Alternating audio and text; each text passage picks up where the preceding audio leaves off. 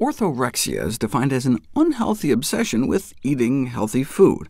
Want to know if you're orthorexic? The Ortho15 is the most widely accepted assessment tool to screen for orthorexic tendencies.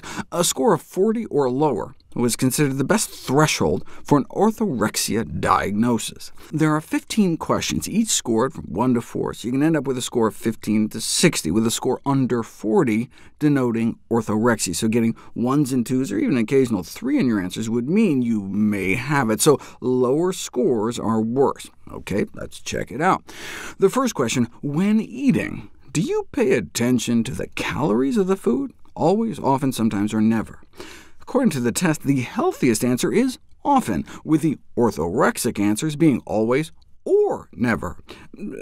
I can see how always obsessively worrying about calories could hint at a problem, but if you're eating healthy enough, right, a diet centered around whole plant foods, you don't need to worry about calorie counts or portion control, and the healthiest foods, fruits and vegetables, don't even have a nutrition label. But apparently, if you're never Googling the calories of every apple you eat, you may have a problem. When you go to the grocery store, do you feel confused? Supposedly, the healthiest answer is always. You should always be confused, and if you're not at least often confused, we may end up having to drug you. Question number 3. In the last 3 months, did the thought of food worry you? The supposed healthiest answer? Never. The thought of what you're putting into your body didn't worry you once. According to the test, it would be healthier if your eating choices were conditioned worries about your health. And of course, taste should always be more important than the quality of your food. I mean, if you think the quality of food is even sometimes more important, you may have a mental illness. And if you're often willing to spend more money to have healthier food, crazy! Are you so delusional that you think consuming healthy food might improve your appearance? My favorite, though, has to be question 14. Do you think that supermarkets also sell unhealthy food? You've got to be kidding, right? And then they penalize people who live alone. If you scored under 40, you are not alone. Using this test, about 50% of registered dietitians in the United States are supposedly suffering from a mental illness. The prevalence of orthorexia nervosa presents as being impossibly high. I mean, anorexia and bulimia are estimated to be no higher than about 2%. And so it's kind of counterintuitive to believe that there's some eating disorder out there that has rates as high as nearly 90%. No wonder the DSM, the Psychiatry Profession's official diagnostic manual, does not include orthorexia as a psychiatric diagnosis.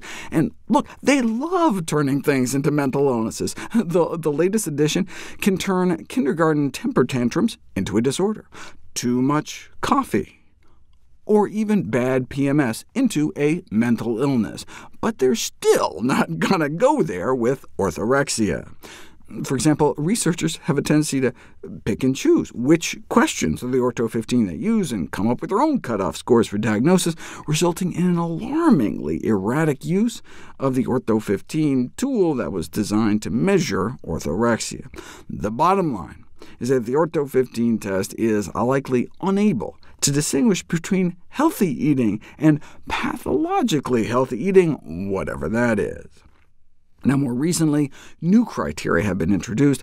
Given the impossibly high prevalence rates, new emphasis is placed on health problems because of diet, such as malnutrition or medical complications that would, by definition, make it an unhealthy diet, like this tragic case in which someone had tried to live off a few spoonfuls of rice and vegetables and ended up bedridden. Look, if that's what you want to call orthorexia, fine. But one wonders if there might have been clouded by some actual psychiatric diagnosis like OCD, obsessive-compulsive disorder.